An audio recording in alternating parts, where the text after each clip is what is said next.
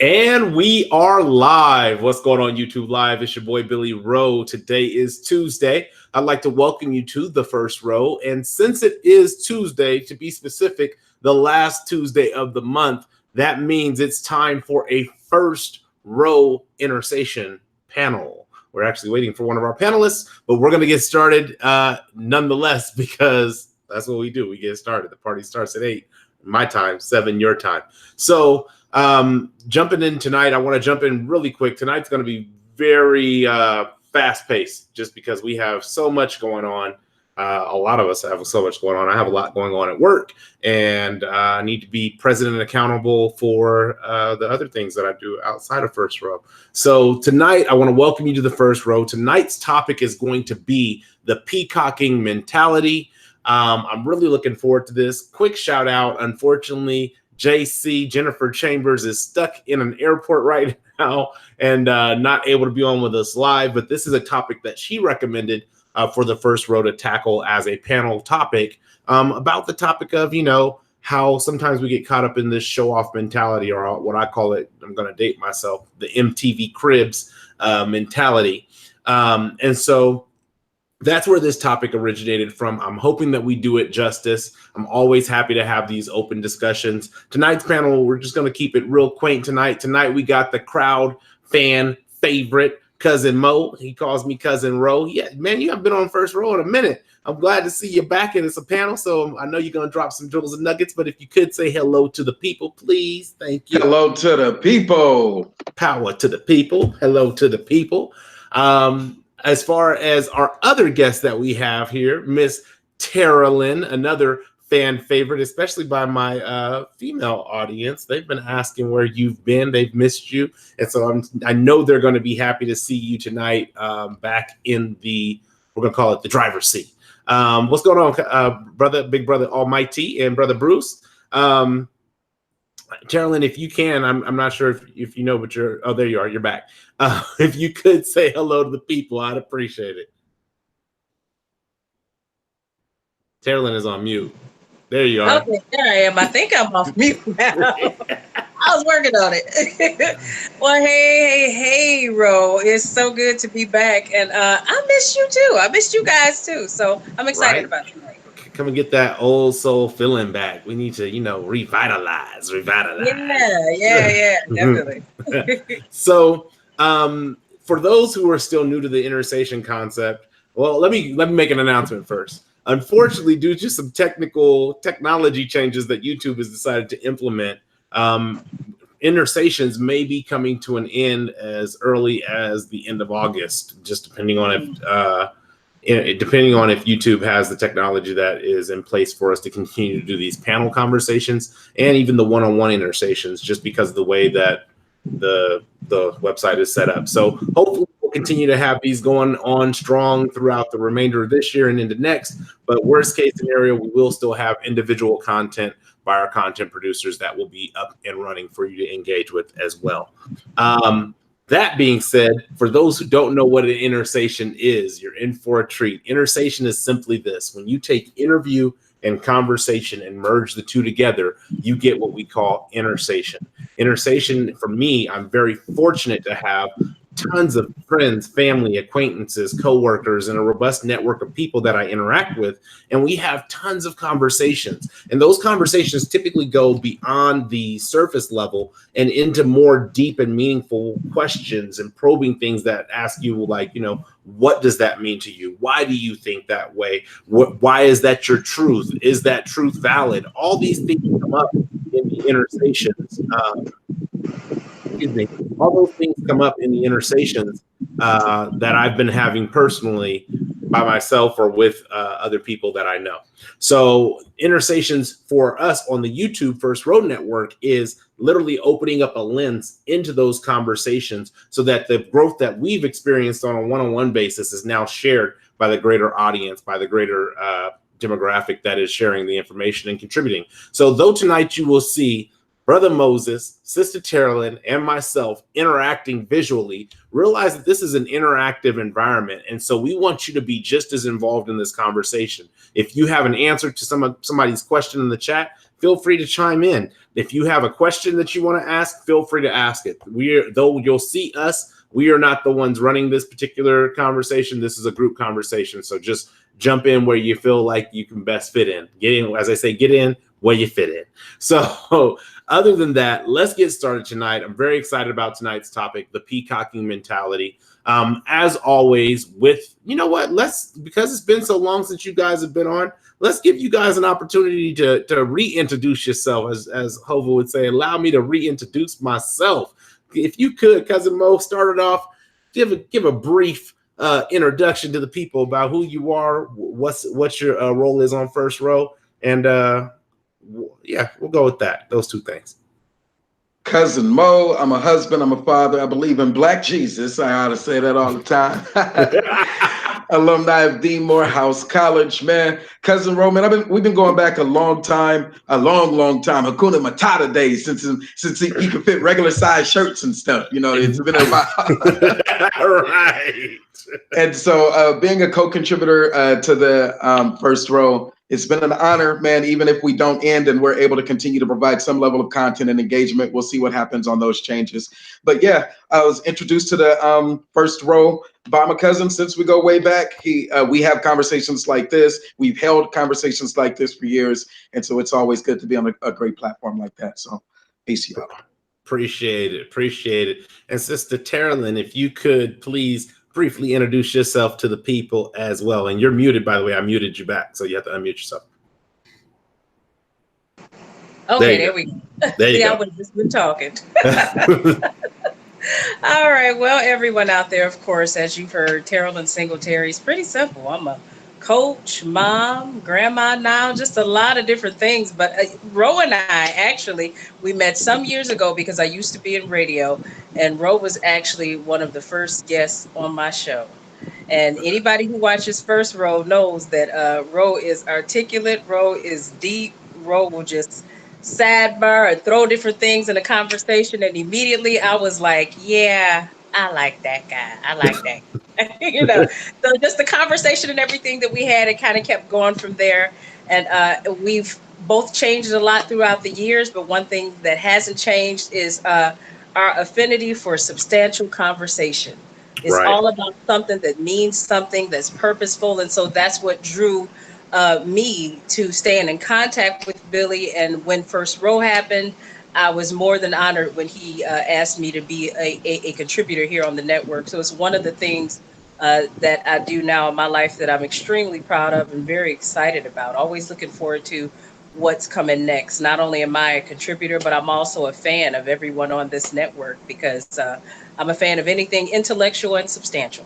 Hey, intellectual and substantial. Substance. Yes. Well, definitely. I appreciate you guys both jumping on this. Like, I have like my preferences. I'm not gonna say favorites, but I'm gonna say my preferences of who I interact with on certain topics. And I just really think this is a good topic, a good fit for this particular panel, for this particular group to really engage with and hopefully provide some solutions, but also drill down into what the actual issues are that are driving the challenges that people are facing when it comes to the peacocking mentality. So with that, let's jump in. We're already 10 minutes in. I told you guys it's going to be bam, bam, bam, bam tonight. So let's jump into tonight's topic, the peacocking mentality. My very first question is fielded for both of you. Terilyn, since you're already unmuted, I'm going to start with you. What does this topic, the peacocking mentality, mean to you?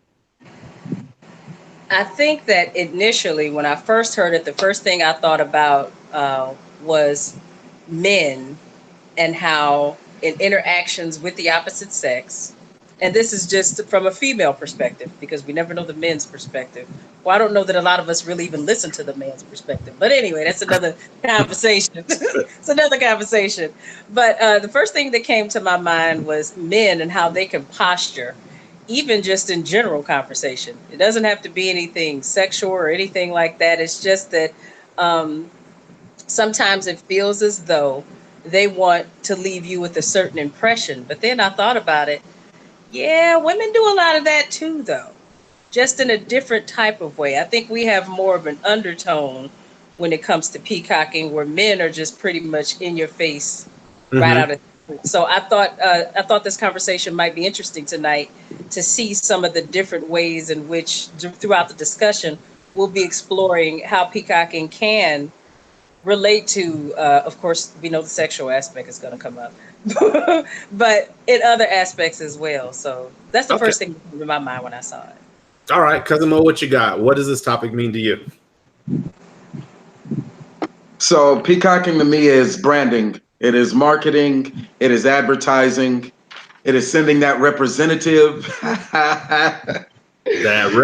Hey, Sending that representative. It's way back to dating 101, the representative. Oh, that was the next question. My bad. Go ahead. Go ahead. Go ahead. Go ahead. I'm sorry. I reserve the right to go any further until he asks the next question. I saw the email. My bad. No, that's all right. That's all right. Hey, I like that. That just goes to show, like, that was last year. That was in like December of last year that we did dating 101. And it's crazy. Like, we're already almost towards like the middle of this year we're almost done with the 6th month of the year. And it's like dating 101 comes right back to the surface, that peacocking mentality. But it's what's also interesting from the sexual standpoint, Carolyn, what you were talking about, that posturing and that presenting of, like, it almost reminds me of the Mad TV character. I think his name is Stewie, where he's always like, look what I can do.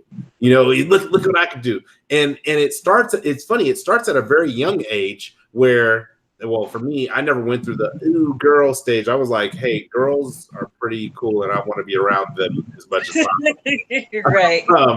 But it was interesting as a young child. I would see, guys like, oh, I could hit a backflip or I can run really fast. And they're showing these physical attributes of their abilities. And then as you get older, it's like, oh, look, I have this education, or look, I have this job, or I have this house, or I have this car. And it becomes these status steps that really try to, I'm going to start showing my hand a little bit on my thought process of peacocking, but it begins to try to overshadow what I consider our natural flaws. We have flaws. We have things that are not our best, are not our best camera selfie angle. We have things that are that. However, when we start peacocking and that's what our focus becomes, I feel like it's somewhat of an overshadowing to try to cover up those flaws. It's the social cover up. As far as if I was wearing makeup, it's the social cover up. So go ahead. I was gonna say that's what it means to me. Go ahead. No, but I was also going to say too, and I guess to you answering to responding to what you had to say, and Mo, I don't necessarily think that it's always the representative. I like what you said too, Billy. I think it's kind of like a redirect sometimes. It's not necessarily, it can be that someone is, they have a representative and they're trying to show you misrepresenting who they really are, but it could just be, well, deflect. I don't want you to see that just yet. I want you to see all of these other things. So when you do see that, then maybe that won't have as big an impact because you know some other things that are pretty cool. So, but is that not the representative? If you're showing only the good or trying to saturate with the good, so that way when they get to the ugly and the bad is less of an impact. To me, that would be the representative sending forth your best foot forward so that people can fall in love with that best foot. Sending your Lamborghini forward so people can fall in love with your Lamborghini, and then find out on the back end that that's all you got is a Lamborghini. And it's like, well, at least he has a nice car. I feel like that in some ways is still the representative. well, but to me, you're saying sending forth the Lamborghini. If you're sending forth the Lamborghini only to find out you have a Honda, to me, that's a representative. That's a lie. That's a liar. That's a flag. Yeah, they're definitely lied, But what I'm saying is, I guess from my perspective, I see a representative as being something or someone, a presentation that is fake, that is false, that is not real at all. And then once you finally they're showing you all of this other stuff that's good, and then when you find out what the bad is, it's even worse. Right. Than what it probably really was, because you're totally misrepresenting this other side of you, which probably wouldn't have been that bad had you just been real about what it was. you know, or not try to make it look like it was something less than what it was. Or then again, too, you would be then assuming what someone else's opinion would be, because maybe once they saw it, it wouldn't be that bad to them. You Right. don't know what they've been through or what they've encountered, but you've already assumed that this is a deal breaker, so much so that you're going to have that representative, that fake whatever. So I don't know. I don't know. All right, look, see, you guiding us down a whole different, but I'm down with the whole different path. You know, I'm an Audible Omaha fan. We Audible all day long. Because if I will lead off the next question with you. For you, why is it important for us to be seen? And if peacocking draws attention to us, in your opinion, why is it important for us to be seen? Because you have value. Elaborate. You have something to offer when you're in these spaces. The spaces where you go, if you are invisible, then that skill that you have or that talent that you have might easily be overlooked without being communicated. And so sending that peacock allows for at least, or peacocking, sending that representative, being that part of you that has to show a little bit, that has to show up a little bit, has to speak up a little bit, allows those in the room to actually notice and those who are interested to appreciate the value that you actually have. So peacocking, for me, as I always do, take the affirmative, take the positive note, take that branding and that advertising. You don't have time to complain.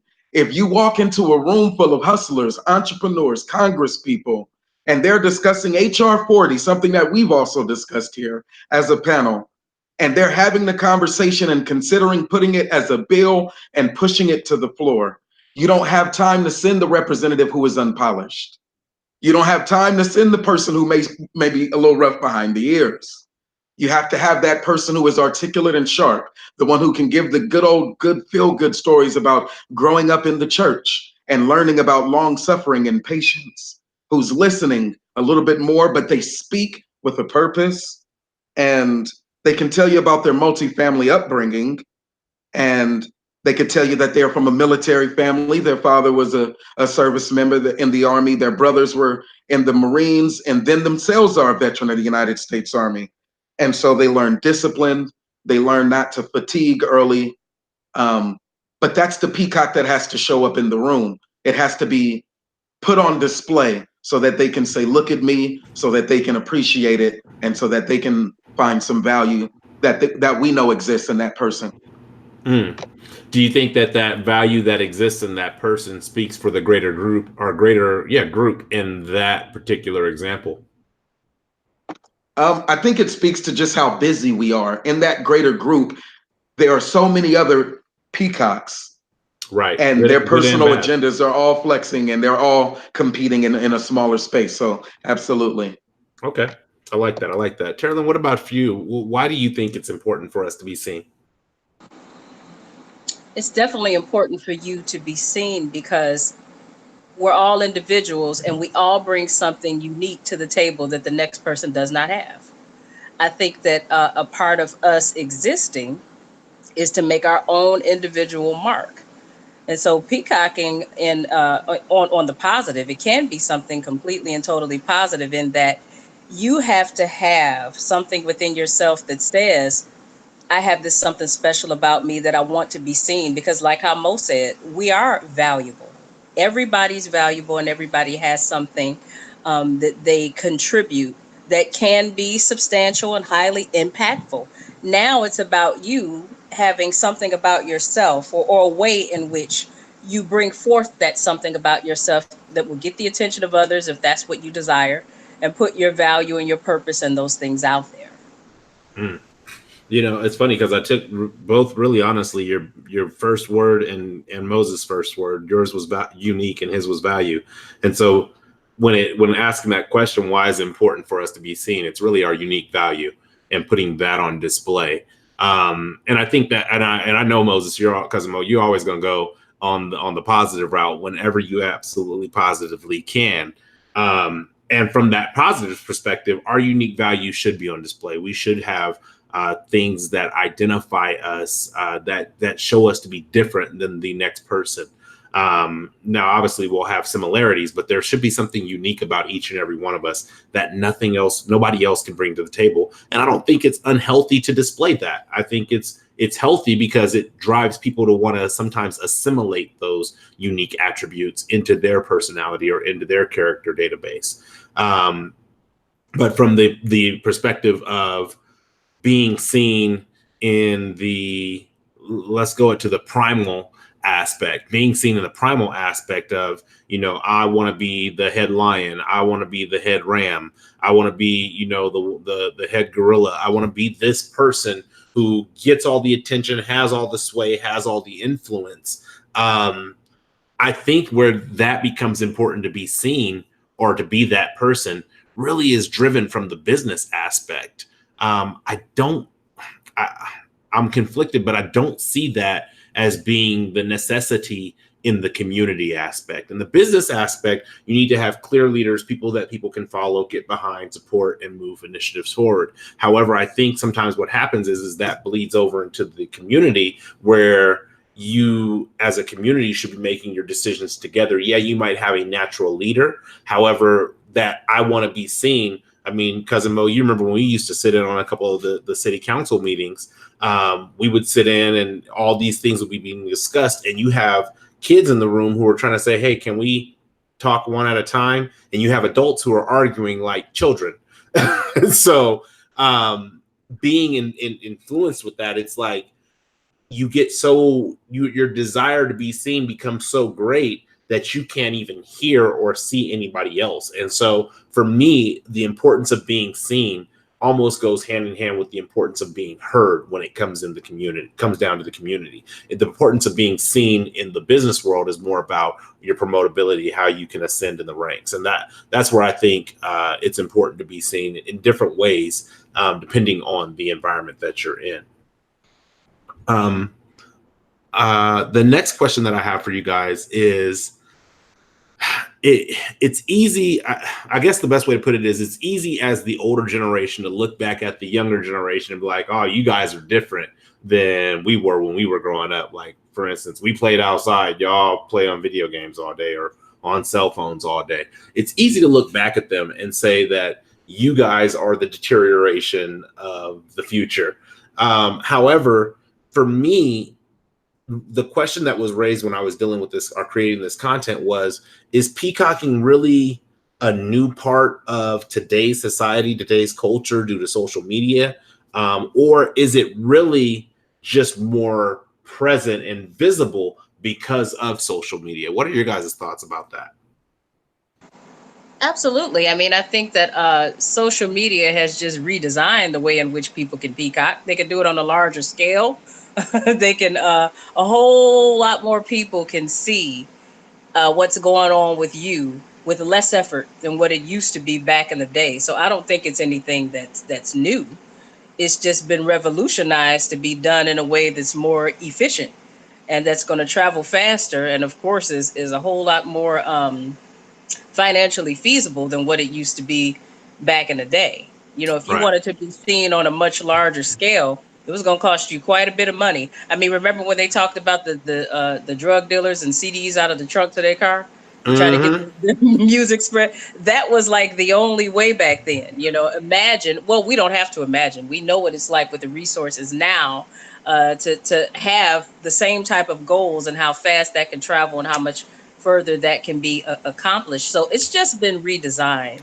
And because it's been redesigned and because it's a whole lot easier to do, then that brings about different ways to do it on a larger scale. Certain things we didn't think of because we didn't have the wherewithal probably to even support us getting to where we are today with the way in which we could peacock and use social media and everything to do it. But because of the accessibility that we have, we see people doing it on a scale that's absolutely positively crazy. Crazy. True. Crazy. And then I also wanted to touch on really quickly when you were talking about the difference between peacocking when it comes to the community and business. That's fascinating because I never really thought about the two the way that you described it.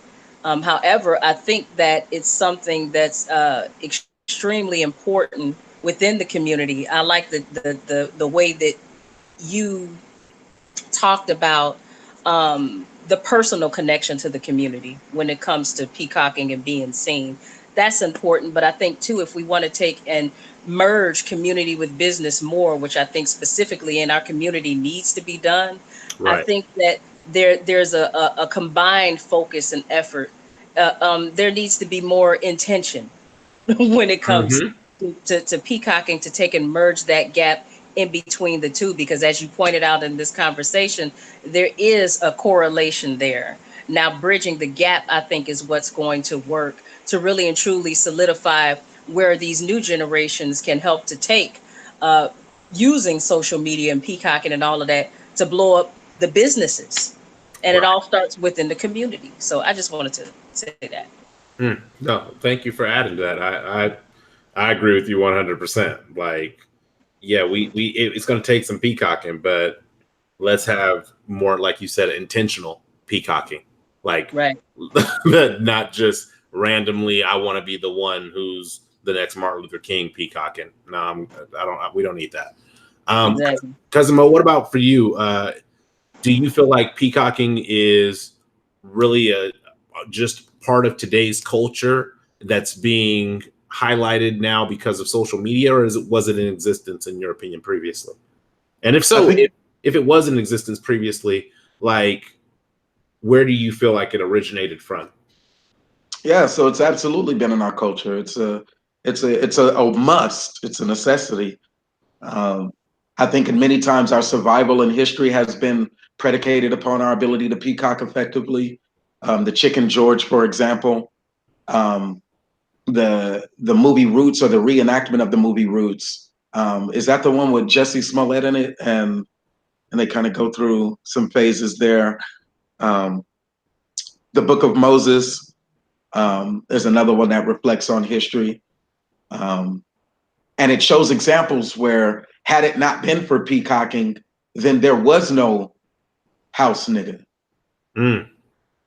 Had it not been for peacocking, there was no, well, I can fix that wagon wheel, using the masonry skills and more than just chopping vegetables and textiles.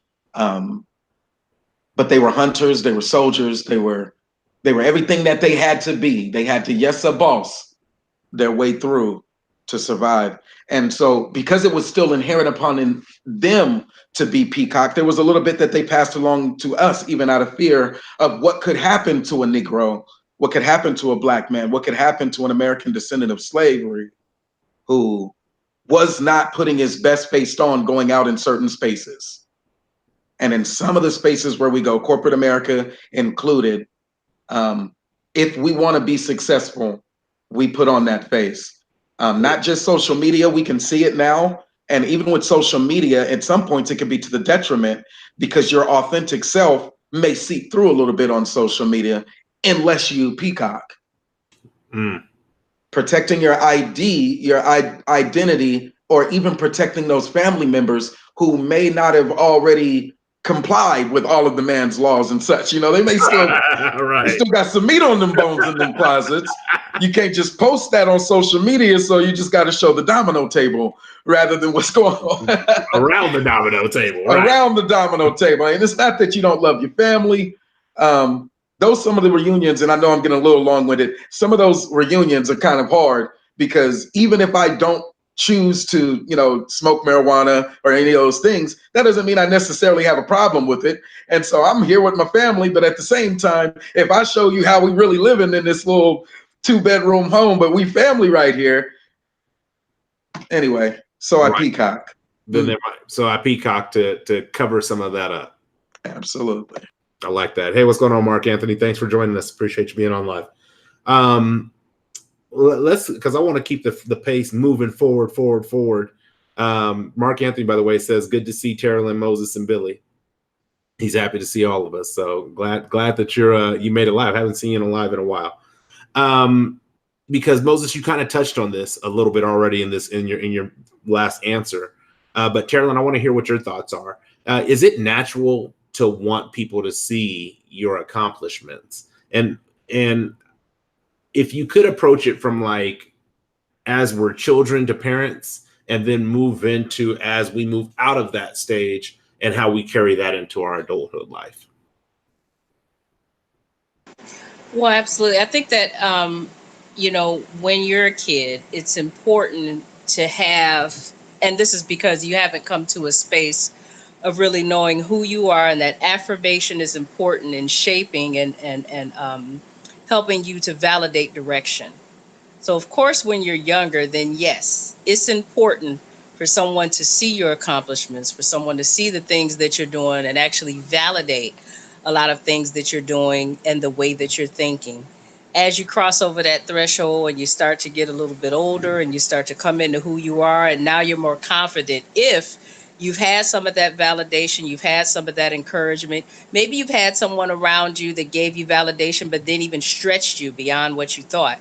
Then you get to a space where you're kind of confident in what it is that you know and how you do those things, even though you're probably still learning. And now you get to a space, I think it kind of all depends on the type of personality, whether or not someone necessarily seeing their accomplishments and getting feedback from them is important. I think it would depend on the personality. It would depend on what their goals are at that point in time. It would depend on the direction that they're going in. And I say that because I had a space and time. I'll speak from a personal standpoint, which is at this point pretty much all I can do with this particular question. Um, I had a space in my life where I was just kind of doing my own thing. I had my own direction, and I didn't really and truly care what somebody else's feedback was on what I was doing, whether or not they noticed it. And I was kind of on a personal space where I wanted to accomplish things for me, within me, for my own reasons. Now, don't get me wrong. Yeah, there were people who acknowledged things that I was doing. They acknowledged, greatness. They acknowledged accomplishments, and that was cool. But I wasn't looking for that, and I didn't necessarily value that at that time because of the particular space that I was in. However, after I moved beyond that into something else, and then I got to a space where there were some things when I thought about entrepreneurship and wanting to build a brand for myself and build a business for myself.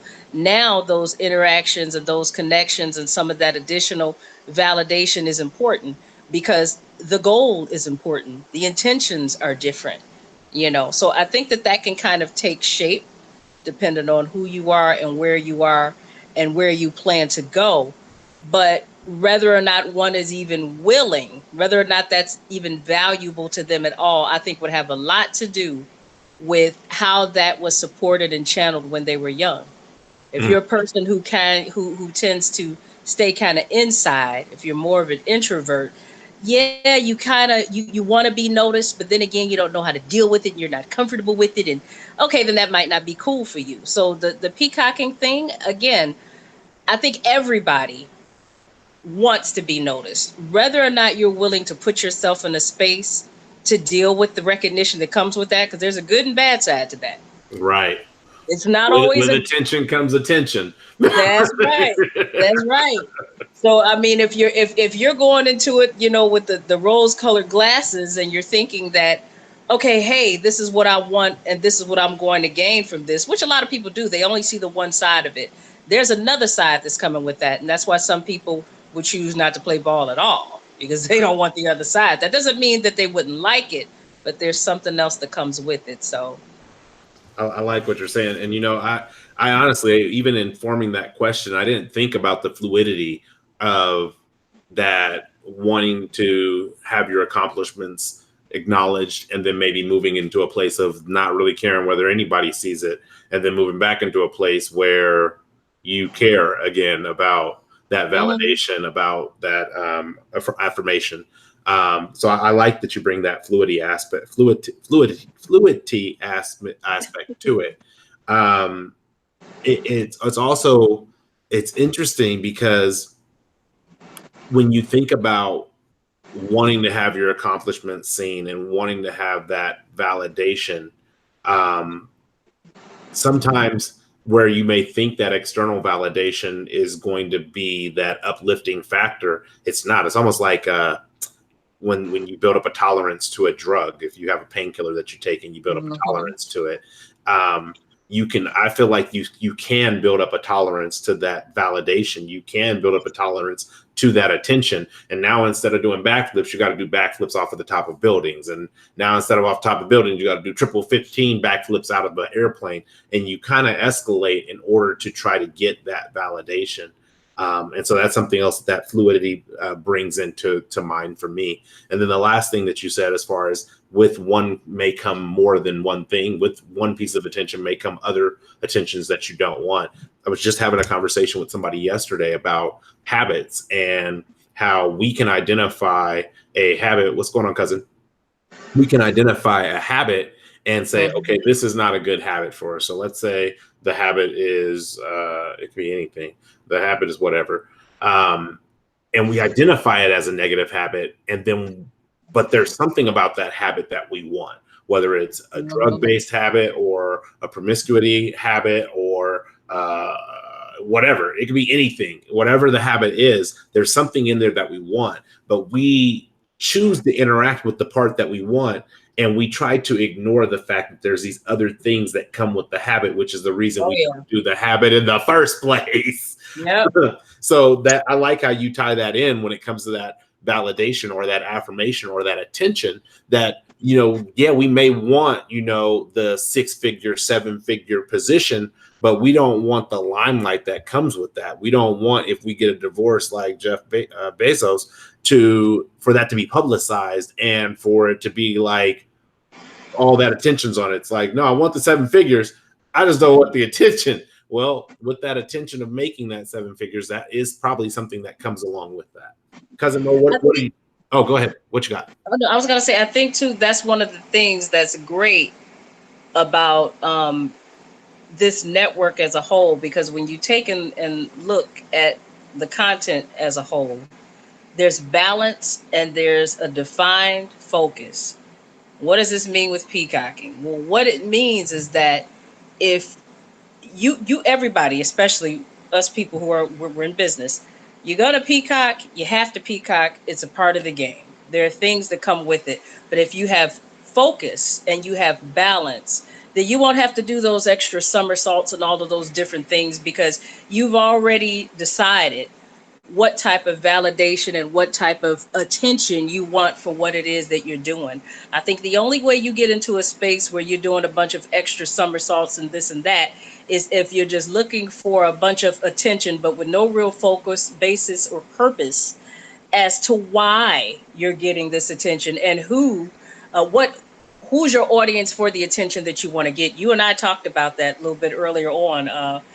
There was a show that we did a while back where you broke down reparations. Remember that? I remember that. Yeah, I know you remember that. How could you forget that? And so then that brought up the conversation of, what type of audience were we looking for? Well, same thing with Peacock. If you have with peacocking, if you know what it is that you're doing, you know who your audience is, you know what type of attention you want to get, and there's that balance and focus with it. There's that balance and focus. Shades on. Right. Right. He wears sunglasses at night. He ain't playing with nobody. But oh, don't make me sing it. I wear my sun. Okay. That's at night.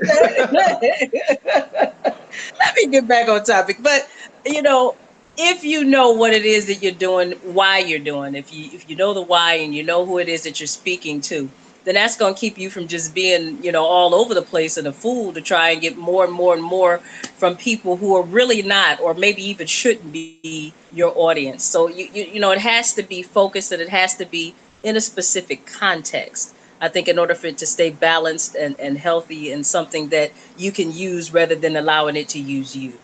I like that a lot. Basically, the focus makes it useful versus random and chaotic and bring in whatever comes with it.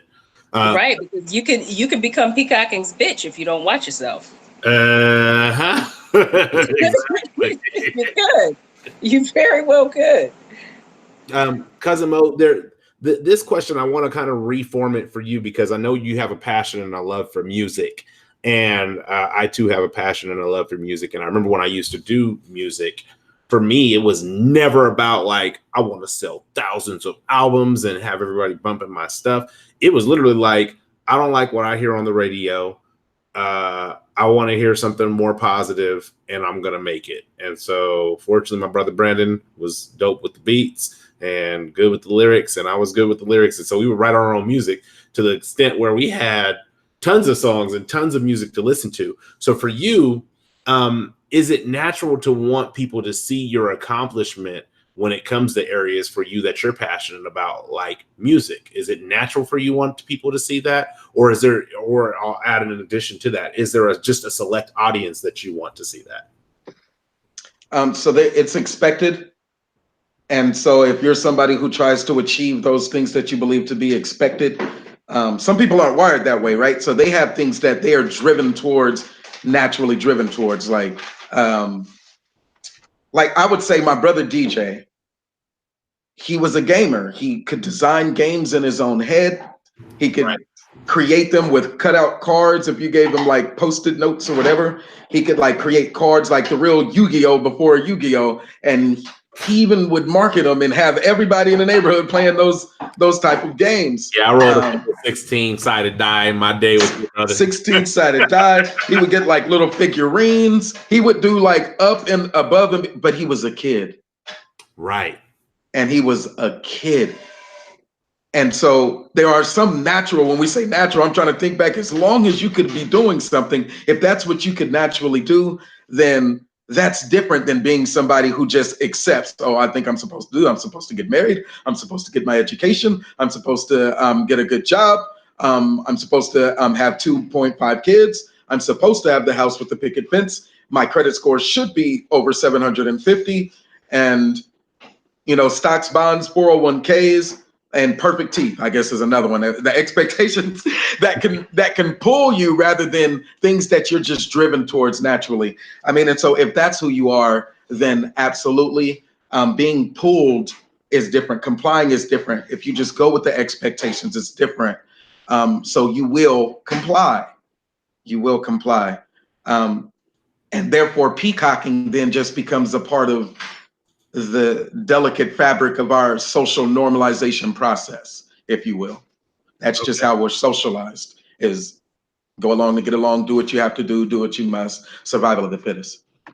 I like that that you bring that up, that there's the compliance aspect of keep peacocking because of the expectations, the societal expectations that are placed upon you, versus really being pulled in a passion. I think your brother is a great example of that, because like I literally have looked time and time again at these games that people are playing, these RPGs, these role-playing video games.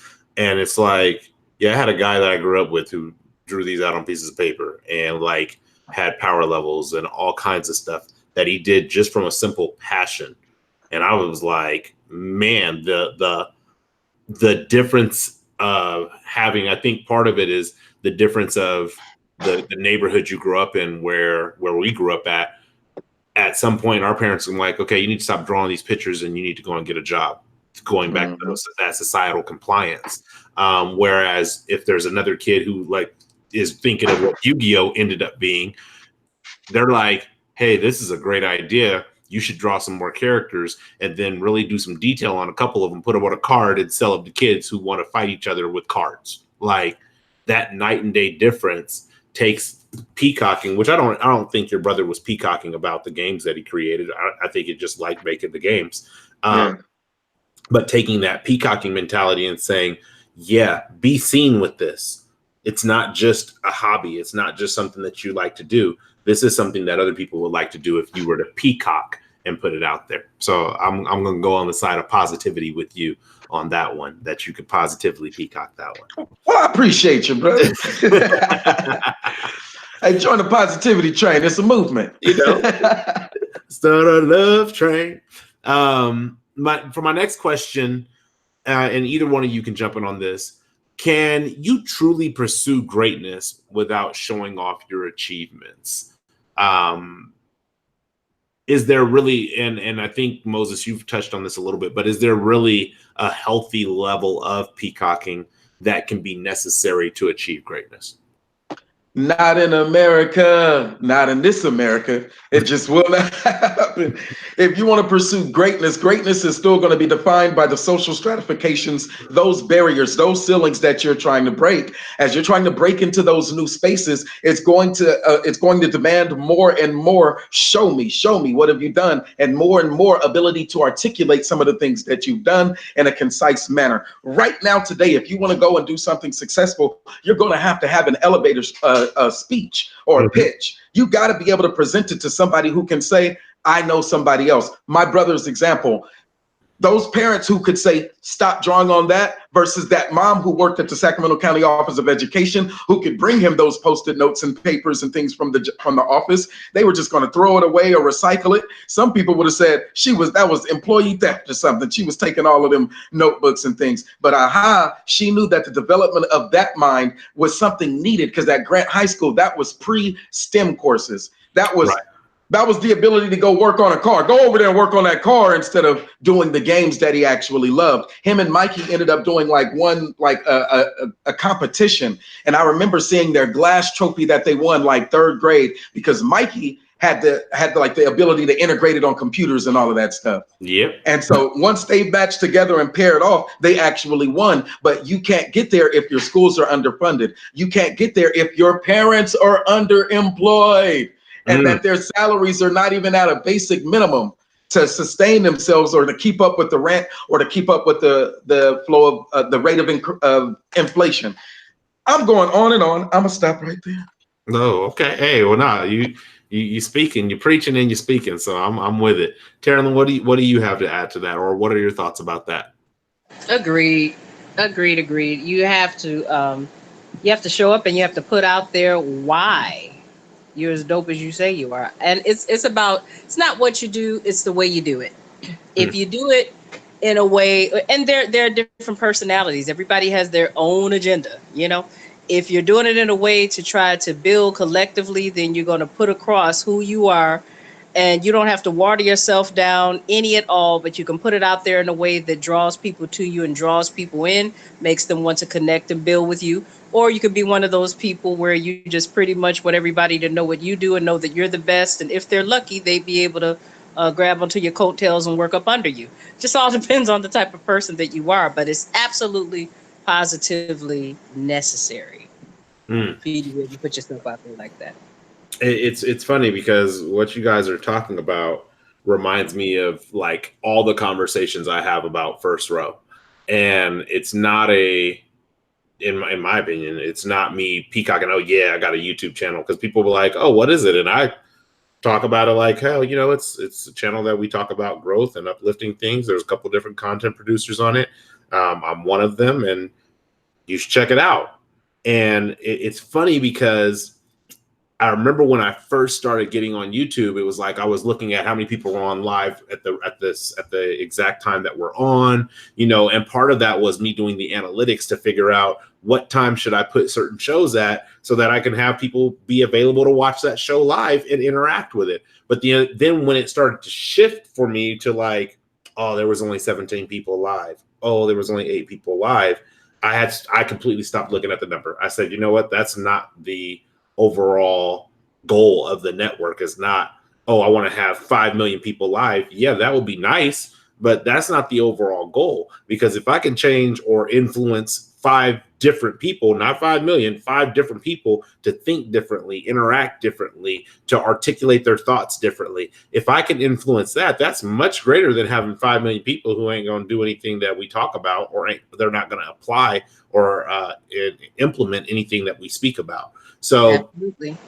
So going back to the First Row, when I share it with people, I'm just like, hey, this is what I do. You're welcome to tune in on Tuesdays or a Wednesday or whatever other day we have content. You're welcome to tune in. And if you find something you like, leave a comment or like the video. And I actually had a coworker today who was walking out, and I had a video earlier to do at work today. And I was like, I got this video to do. Hopefully it goes well. And she was like, oh, I've seen you on YouTube before. You'll do just fine. Person I had no idea was even watching the content, and probably had a conversation with her about it, like, oh yeah, I do YouTube. This is part of what I do. And she was just like, no, you'll do fine. You're a great speaker. You know how to communicate your thoughts very well. and I'm not even worried about you doing a video in-house. So I think there is some sense of sharing. And I think there's a difference between sharing and then having on display. And again, going back to that community, which I look at First Row trying to build a community versus going to the professional business corporate America scope, where there is that elevator pitch where it's like our elevator speech where, you got to get them in with a minute. And so you got to say the most dazzling things to get and garner that attention in order to stay on their mind to when they get to their desk. They're like, I need to make sure I reach out to that guy right now. So I think there's some play in between the two, but in order to achieve greatness, I do believe that at some point you're going to have to share whatever your product is. And that can be intellectually or physical product. Terralyn, you started to touch on another question. I'm actually going to jump a question because you started to touch on another question I wanted to ask. And I'm going to ask you first. Is it better to present false humility, but have a peacock mentality? So really be boisterous and be a showboat and a show off. However, try to present faux humility. Well, I don't think so, because I think that authenticity is going to take you much further than anything. At the end of the day, if it's fake, you can dress it up to be whatever you want it to be. It's going to be revealed, and then now you lose credibility, and you have a bunch of different people side-eyeing you, because if you fluff that, then what else will you fluff? And at the end of the day, I don't care who you are, what your talents are, whatever you have to offer. Let's say you could be a bit brash or whatever the case may be. Everybody has an audience. So there's really no need for someone who has good intentions to come off being just disingenuous or just not authentic. It just doesn't make any sense to do that. But then again, it all depends on the agenda, because I'm coming from a space of being someone who's all about the collective, and I want to do something where it's going to challenge me to grow as well as other people, yada yada yada. But then you have some people where they have a different agenda, and it could in the end be manipulation and control. So I guess it just all depends on what you're going into a situation hoping to accomplish or hoping to achieve. But at the end of the day, I think that when you come to people, I think what comes from the heart reaches the heart. Mm-hmm. And if you're genuine, then that's what you're going to attract. And when you're genuine with people, and it makes it easier for them to trust you. Right. It makes it easier for them to want to take a chance. They can say, you know what, I don't know this person well, but it's something that I feel. It's something that connects me to this person. You can't get there if somebody's not coming from a genuine space. And if you happen to get that connection with somebody and it's not genuine, not only are you going to taint your relationship with them, but come on now, business is all about word of mouth. Right. So when you do that people love to talk about something that is not favorable. They love it. They will tell everybody and their mama and their mama's mama. Right. You could just get a $2 million deal for something, and only a handful of people are going to talk about that. But right. You do something trashy, and everybody and their mother's going to hear about it in 30 seconds. Mm-hmm. So yeah, I don't think that's something that would prove to be counterproductive. I don't think that it's definitely something that someone should be doing at all. Okay. And it's funny because I've seen what you're talking about first and second hand, where people are not being authentic and they're not being genuine. And you see it a lot in interviews where people, you try to put your best foot forward to get the job that you're seeking to acquire. Yep. And I can't tell you how many backdoor references I've collected as a recruiter, or I've seen collected in just the industry alone, where it's like, oh yeah, they presented really well, but here's the real issue. Mm-hmm. And because of that lack of authenticity, it's like, I'd much rather somebody say, hey, I'm weak in whatever it may be, than to say I'm great in everything. And it's like, no, you knew you were weak in that. Why didn't you bring that up when we asked about weaknesses? Mm-hmm. So, and then you lose, like you said, credibility, you lose trust. And once you start breaking those key elements of intimacy, whether it's employment and or relationships, then you start growing distant and losing connection altogether. So, Cousin Mo, do you have anything you want to add to that? Absolutely. And so, and here's where we bring it in too, right? So the peacocking that was necessary, that did become addictive, that did become a distraction from your authentic self, it ends up pushing you into a space of having to be a blatant individual. You have to be. You can't be about the community and be that peacock at the same time. That humble spirit that says, I know that I'm doing this for everybody, or I have a bigger purpose. It's needed. Don't get me wrong. We do need it. We need that drive. We need a lot more African-American millionaires. We just need them. We need people who can get out there and sprint for at least another 6-7 months straight as entrepreneurs, who can play that game, who can give that business card, who can, but not get lost. Don't get lost in that personality. Don't get lost in that character. Don't get lost pretending to be the representative and forget those who you represent, and forget why you had to represent in the first place. Now, when you go back behind closed doors, you can cry in your own closet. But when you walk out here in these spaces, if you are a representative of some higher purpose, some higher calling, you're working on a trust fund for your children, or you're just working to trust yourself to pay the rent next month. Trust these funds. Whatever it is you're working on that causes you to have to peacock. Don't get lost. Don't lose the sight that it is a broader community. We're still connected. We still need each other to empower each other. Our biggest fear is that that I expose the peacock of my brother and make him drop his personality right there mid-meeting. Right. Everybody knows. Everybody know.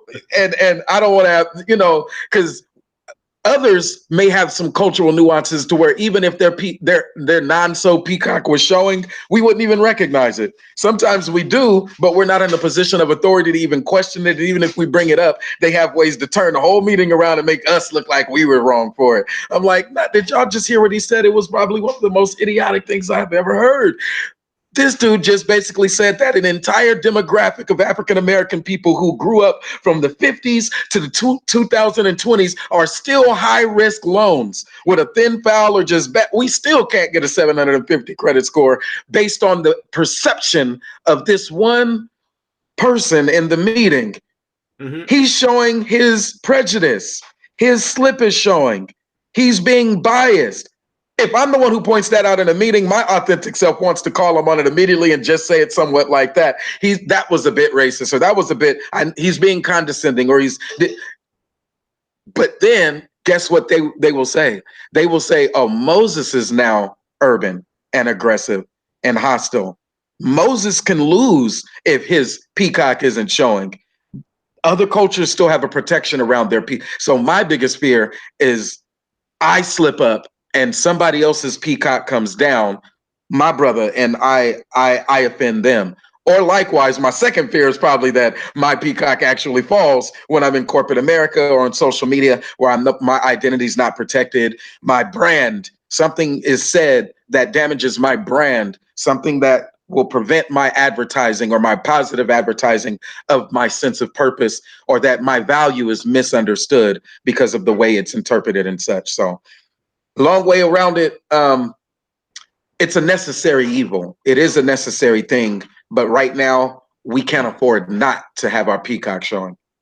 I like what you said there as far as about the addiction of the peacocking process and that mentality that you can cry privately, you can be off, you can turn the peacock off privately, but there may be some times where when it comes time to get on and get going, you got to turn that face on and get ready. I mean, there's times where on first row where I'm getting ready to do content and I'm like today, I'm tired.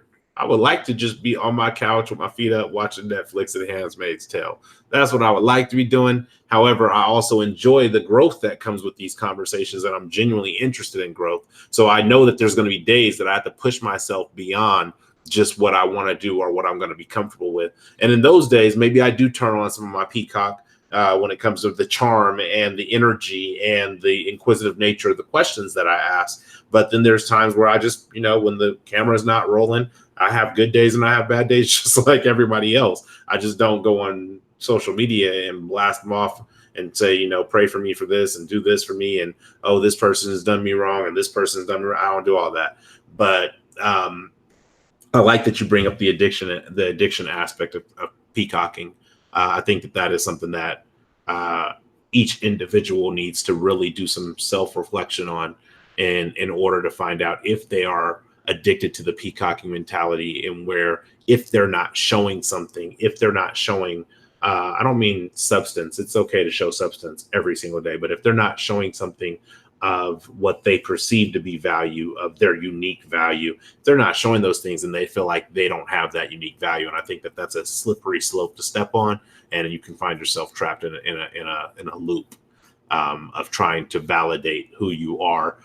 You're trying to validate it to yourself, but you're trying to use the validation of others to validate to yourself. Carolyn, do you have anything else you want to add to that?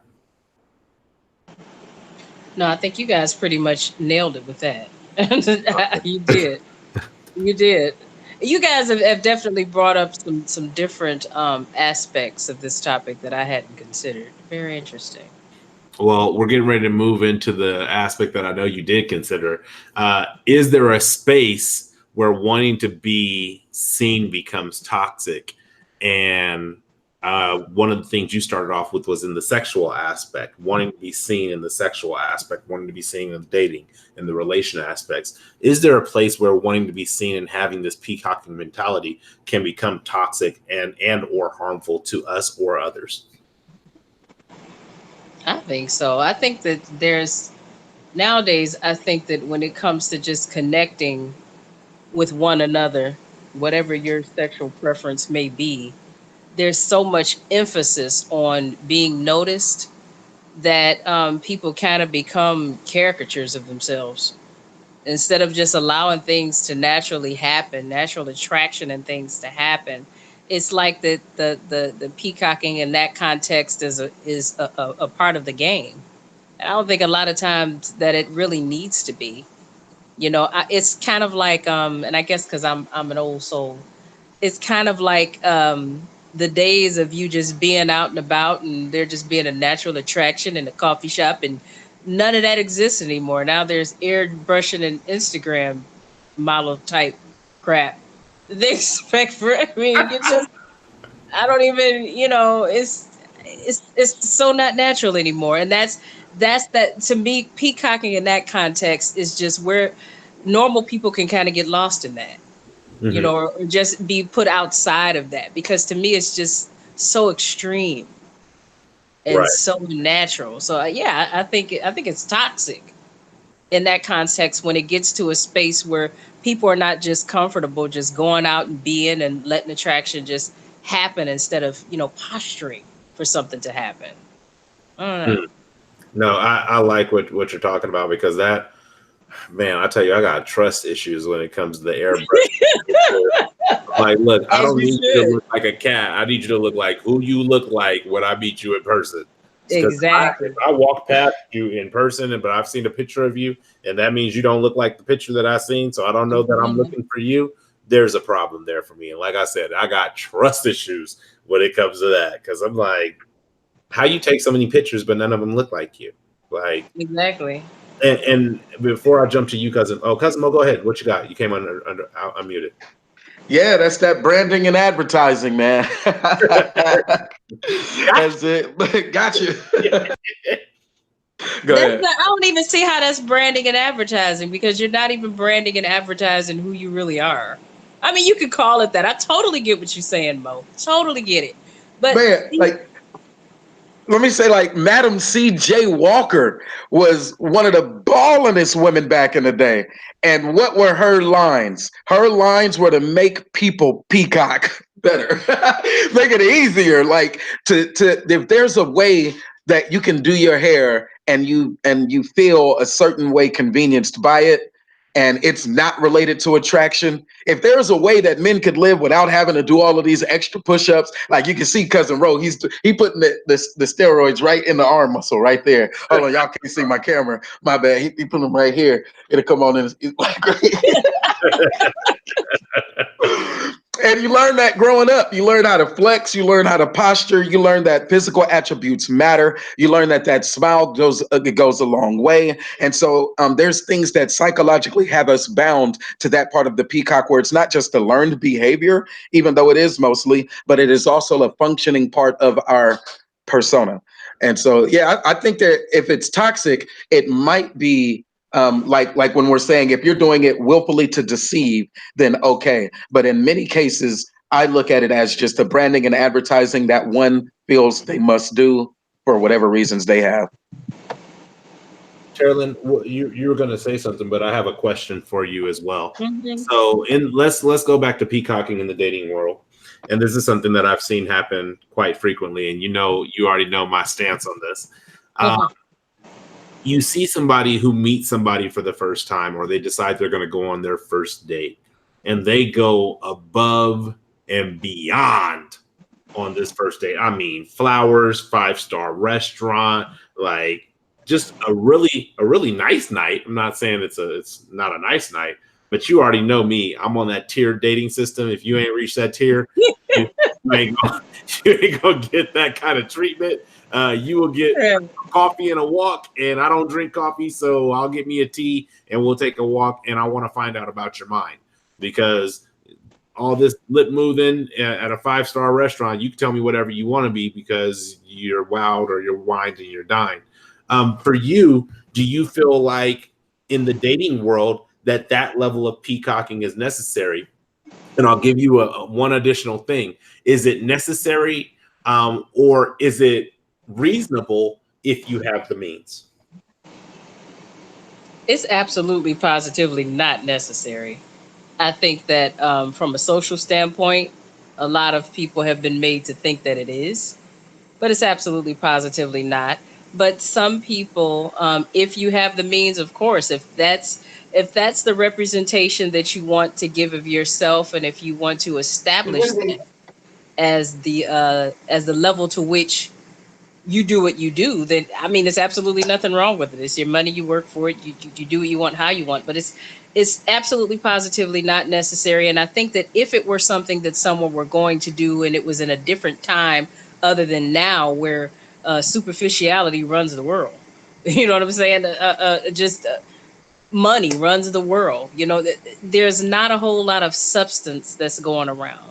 Everything is done to keep up appearances most of the time. Most of what you see, that's the presumption that's put forward, just in socially as a whole.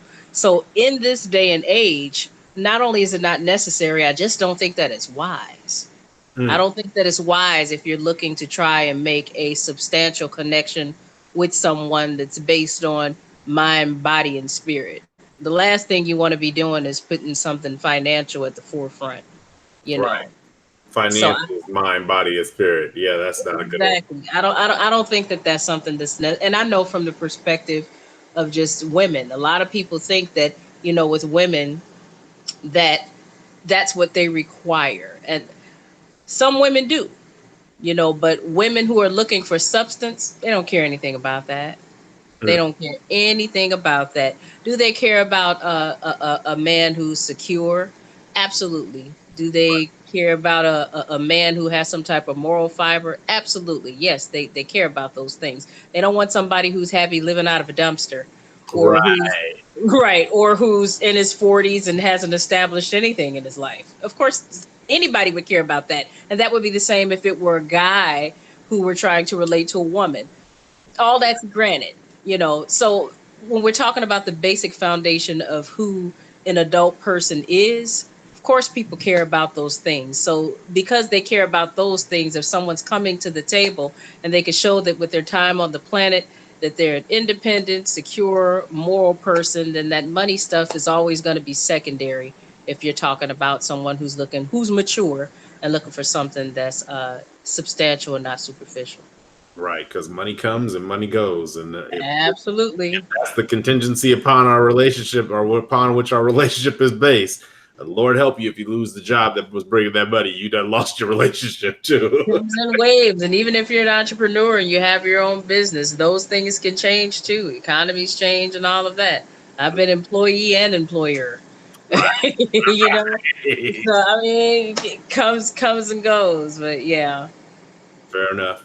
Cousin Mo, I'm going to ask you this question. It's not a question I sent you previously prior to the show, but I have a question here that says, what are the signs that the toxicity is rising when it comes to the peacock mentality becoming toxic? Going back to what you said about peacocking being an addiction and being bound to that peacock, what are some of the signs that that toxicity is rising that might help you decide that though I'm bound to this peacock, I need to break that bind so that I can move in a healthier direction? Yeah, so you have to defend who you are and your values and such. And when those defense mechanisms start to get chipped away at, I would say there's some things that you'll start to recognize. For those of us who've been married, it may be the condition of the relationship as it starts to go downhill. They're telling you, hey, your slip is showing. Hey, your slip is showing.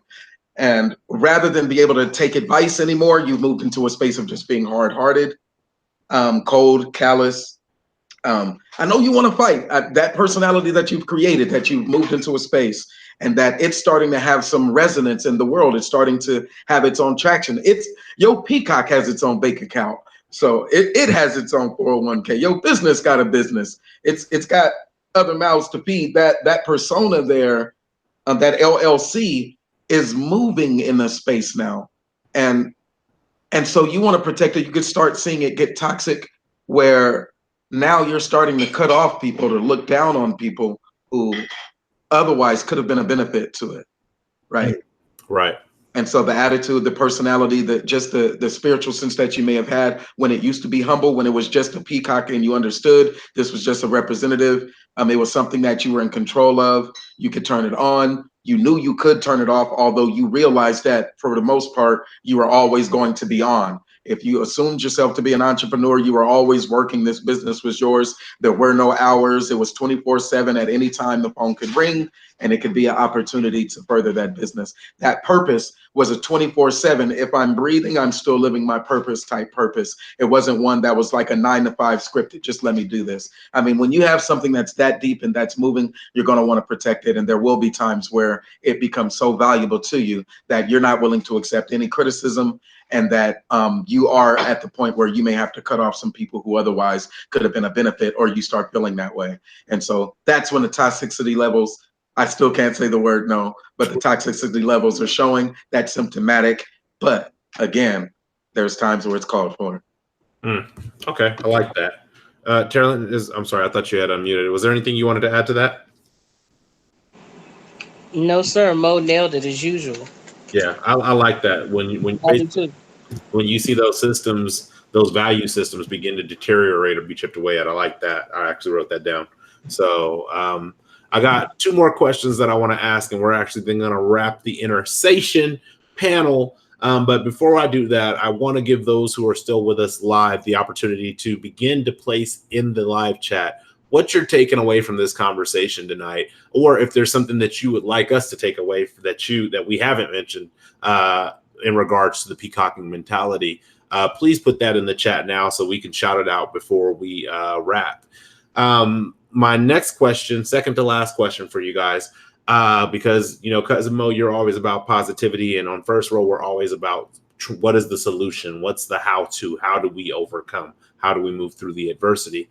My question is how can we shine our light without becoming overly obsessed or addicted in what I like your word, Cousin Mo, overly addicted with the peacocking mentality today? And I would like for both of you to answer that.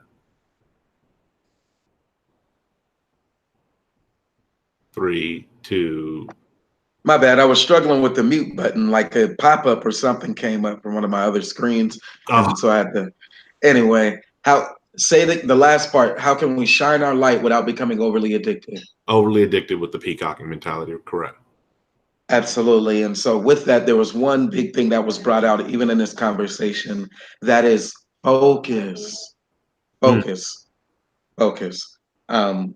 Sometimes we have to give ourselves constant reminders. I don't know if a checklist, post-it notes, writing it on the mirror. There's different mantras, different mindfulness exercises that people do when they find themselves moving away from what their actual focus is. But as we focus ourselves more sharply and more attuned to that voice, to ourselves, our self-efficacy, our self-confidence, then we'll be assured in that peacock that we have to put on in the spaces that we travel.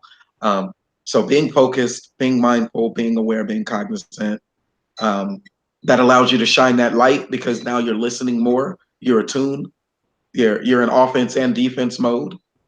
It's sound, it's music, it's in the air, the voices, the clings, the clangs, the pings and the bangs. Wherever you go, there is a sound vibrating that's pulsating. So wherever you are, there is social media. There's probably camera feeds and things. So your brand is already being out there anyway. So the image that you're going to take, just get used to it. How I learned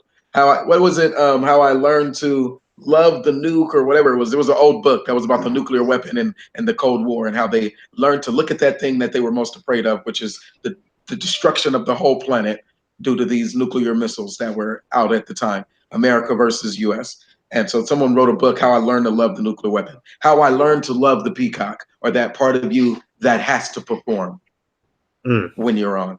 And so that's what I would recommend in the first part. That's how you learn to shine your light, is to stay focused, be cognizant, be aware.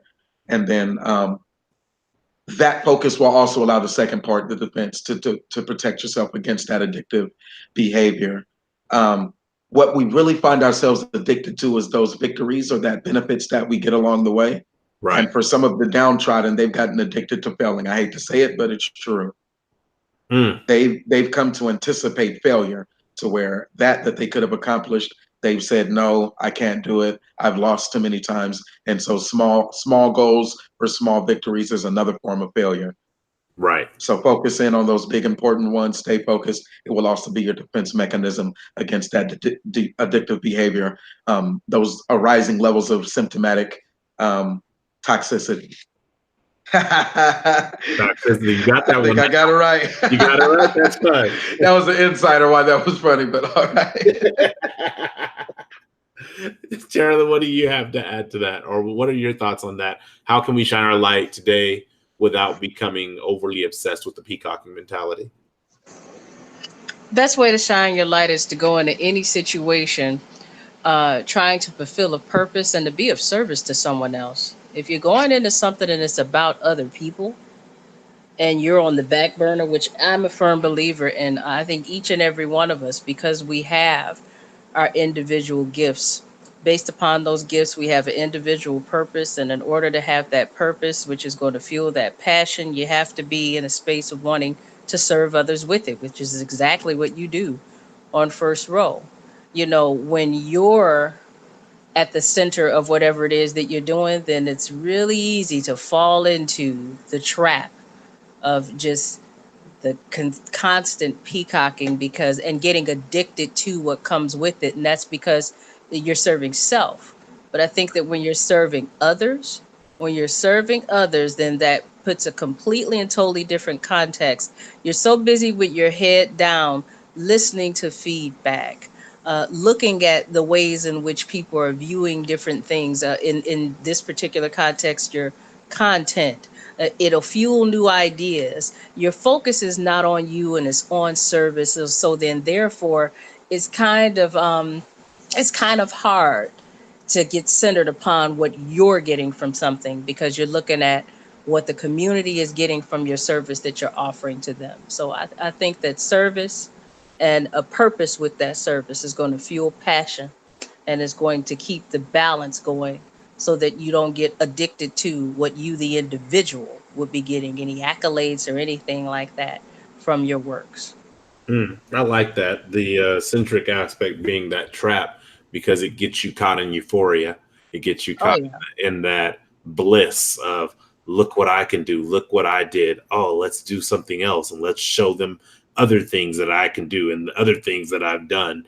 And it's like at some point you end up in a whirlpool or that's what it's called, a whirlpool, where the world is the water is just pulling you under because of the fact that you're really just focused on how things make you feel when people know that you did them. Yeah. I actually professionally have had teams that I've been on, and I'm constantly telling people like, hey, look, if we're a team, I don't care who gets the credit for the work. If we're a team. Now, if we're not a team, then I care that you don't take the credit for the work that I'm doing. That's right. Your choice. If you want to be a team, then hey, here's what I have to contribute. Go ahead and make the presentation. You can acknowledge me or not acknowledge me, but if it's a win for our team won, we all won. But when it's like, oh, well, I want you to do all the work and I want you to be the one to bring it all together, and then at the end I'm put my name on it. Yeah, no, that's not gonna work.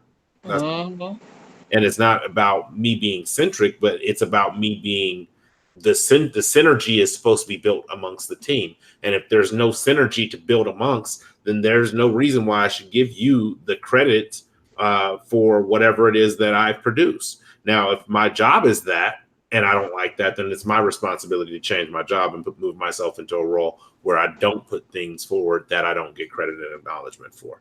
But I agree with both your guys' things. The focus, man, I can't stress that part enough. The focus that is necessary to keep yourself on track and identify when you're slipping into a place of toxicity when it comes to your peacocking mentality.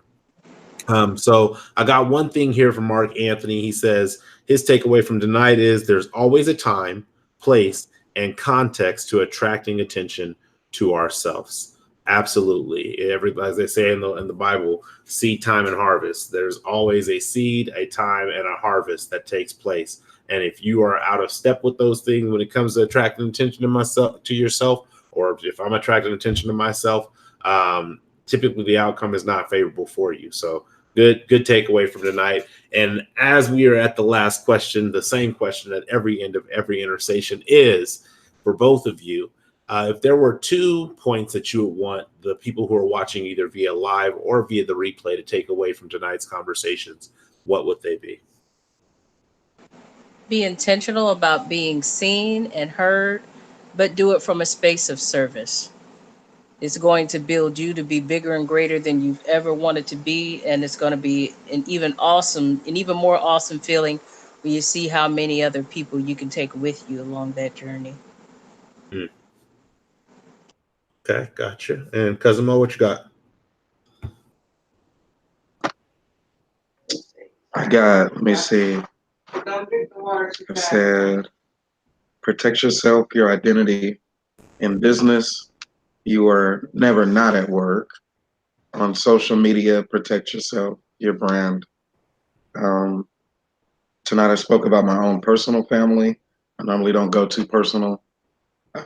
Love you, Mom. Didn't mean to slide you under the bus like that. It happened, but you did the best that you could with the resources that are available for my brother DJ. Did have an uncle pass, my Uncle Baldy, so that may be the subconscious thing that was driving me towards conversations around family. Normally never really have conversations about my brother DJ either. 100% disabled veteran of the Marines. My pops. I think there were times where not wanting the peacock may have prevented us from getting that next level of opportunity. And then looking at my dad turn around, he did what he could, but to hear it 10 years later, boy, I could have been. Boy, I could have been. Not that he says it as if he regrets us, but just one decision on a job that he could have went towards that he didn't. He stayed a little closer, didn't need to buy the car, saved some money. Mom was able to get the car. So she, all of the real life stories and testaments that can happen. So shout out my dad, appreciate that.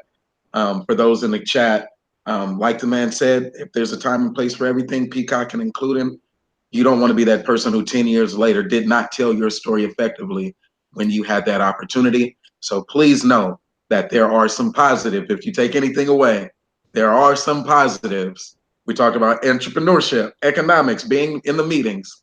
There are some positives to peacocking. So work on it. You've seen me on Being Transformational. You've seen me have the conversation about reparations. Those are still good videos. If you haven't, please remember to check those out. Cousin Ro, it's been an honor. I know you have the keys to success after this, right? The tools for the first row. I got it. The tools. I really want to highlight though that last one you shared about don't stunt your opportunity by shying away from the opportunity to peacock. That is something that I think a lot of people have shoulda, coulda, wouldas about. I should have did this. I could have did this. I would have done that. And I think some of that is the timing of knowing when to peacock, and the fluidity of the peacock mentality of knowing now is the time to shine and show them that I am capable, show them that I am able to do whatever it is that you may need to show that you can do to move to that next opportunity. So I like that you brought that one in. So as always, thank you guys for being on tonight's panel. I'm glad, man. I feel like it feels like home tonight. But thank you guys for being on. Thank you, Terilyn. Thank you, Cousin Mo, for just taking your time to really jump in on this subject and share your insights and share your wisdoms and share your truths. I truly appreciate it. The support that you guys have shown First Row is immense, and the gratitude that I have for it is equally immense. So I thank you guys for being on tonight. Thank you for having me. It's like you said, it feels like home. Right? Great to be back after a while. Great to be back. I just love the way that this feels. So I look forward to more. All right. All right. So as Cousin Mo alluded to, with every intersation, whether it's a panel or just a one-on-one intersation, I present something called Tools for the First Row. And so the name First Row, what it came from is, number one, it's a play on my last name. My last name is Rowe, W-R-O-E. But it really originated from a place where I was being mentored by a business mentor at a very early age. And the business mentor taught me something and told me something that stuck with me to date. And the thing that he told me was, hey, Billy, the people who sit on the first row, two things that happen for them. Number one, they make the most money. Number two, they get the most information because there's no distraction between them and the person presenting the information. So as our guests tonight, whether you're a regular or a first-time viewer on the first row, watching live or watching via the replay, you are on the first row. And as our guests, I like to provide something called Tools for the First Row. And what these tools are the tools that I thought about when it came to my experiences with peacocking mentality, whether positive or negative, in the peacocking mentality. And so I want to share the three tools that I came up with that I feel like will help you in identifying if you're peacocking in a positive manner, or if your peacocking is heading down or towards a toxic manner. So the very first tool that I came up with in regards to the peacocking mentality was intimacy is required in order to truly be seen. And the reason I put this as the first tool is because in my childhood, I actually knew tons and tons and tons of people. However, I didn't have necessarily all the intimacy that I needed to build deep connections. Now, fortunately, as I grew older, there were people that stuck and stayed, and we have intimate connections like Cousin Mo, Tim, Mike Lewis, Brandon Greathouse, all those people. We have great connectivity because the intimacy was developed. However, if you don't have that intimacy and you're really focused on the mentality of being a peacock, just showboating and look what I can do, and I'm the life of the party, and I can buy out the bar, and I could take these extravagant trips, and I could pay for you to come with me. If that's what you're building your relationships, the foundation of your relationships upon, you don't really have intimacy. You have usury, and you have people that are willing to be around you when times are good, and the moment times go bad, or you need assistance and you can't provide the material, financial, even intellectual stimulation that they have been gleaning from you, you find that these relationships dissipate and they wither away because of the fact that you didn't really have intimacy. You just had people who enjoyed having a good time with you. So a quote from my brother Brandon that we used to say when we were 16, look, if you didn't know me or weren't trying to know me before I blew up, don't come calling and knocking after I blow up. It's not an opportunity for you. Sorry, you missed that boat. Now I'm in a place, not that I'm better than you, but I'm in a place where the people that I'm going to connect with that are new are people that I'm connecting with intimately, and not people who are simply trying to use me or be along for the ride. So that's the first tool. Intimacy is required in order to truly be seen, in order to truly be heard, and really in order to be truly accepted. The second tool is tools compensate better than materials. So they always make jokes like, oh, that guy drives a big truck, so, he must be trying to compensate for something, or, oh, X, Y, Z. And so it's a compensation for something negative.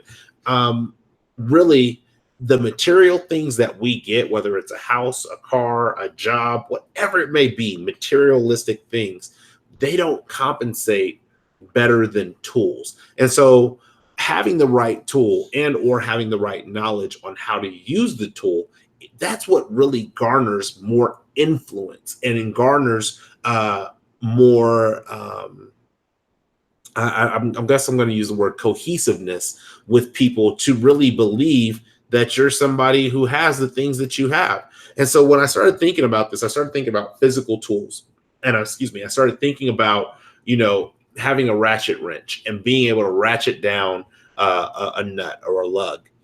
And if I had a nut that I needed to tighten and all I had was a screwdriver, that's not an effective tool to tighten that down. And so in order to compensate or in order to truly have influence within this case, the lug nut, I need the right tool. And that's why I say tools compensate better than materials. Yes, a screwdriver is a material that is a tool. However, it's not the right tool. And so it's about getting the right tools, getting the right knowledge, getting the right information to yourself. So that way, when it comes time to peacock, you have that focus and that fortitude to be able to say, now is the time to peacock so that I can seize this opportunity that I truly want.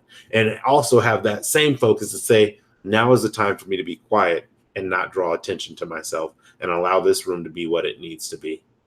So that is the second tool, is tools compensate better than materials every day of the week. I don't care how much money you have. I don't care how much wealth you accumulate or how many houses or cars or women or men you have. I don't care about any of that. If you don't have the right tools and have the knowledge on knowing which tool to apply, focus, generosity, humility, authenticity, if you don't know how to apply those tools when it comes to the peacocking mentality, you're going to eventually look up one day and probably be lost.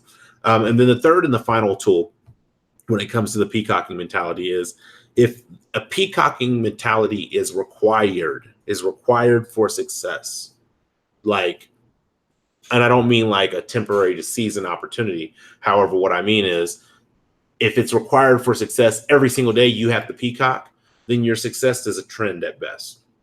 It's really just a trend at best, because we live in a world where there's so many things that are pulling and vying for and competing for our attention, that if you have to every single moment, look what I can do, look what I can do, look what I can do, publicity stunt, you're fighting to keep relevance because you're just a trending topic.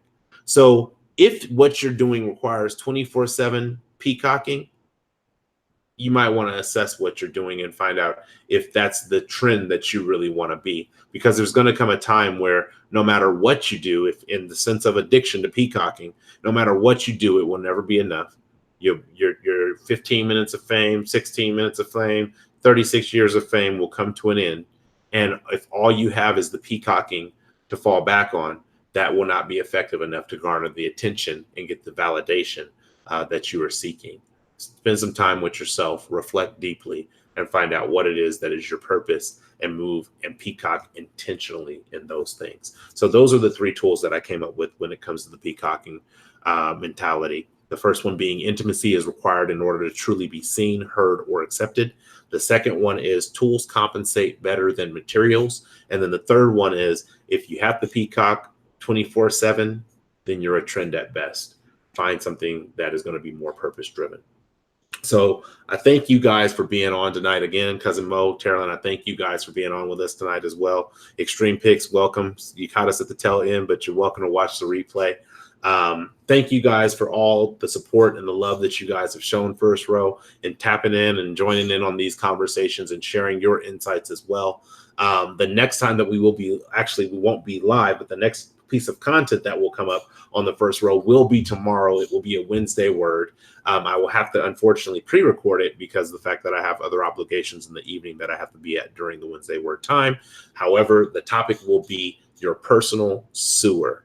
Ooh, you might want to find out what that is about, because it's funky. So I'm going to pre-record it but I will release it at some time tomorrow for your viewing pleasure. Feel free to share it. Feel free to do whatever you want to do, interact with it, leave a comment, like it, whatever you want to do. But other than that, I thank you guys for rocking with us tonight. I'm a little over the time that I was targeting, but that's all right. I appreciate you guys rocking to the end. If you guys like this video, share it. If you share it, like it. Happy to engage with you in the comments up to the first week of the content being released. Thank you guys for contributing in the live chat. Appreciate the support. Appreciate the love. Until the next time, one love, peace, and God bless.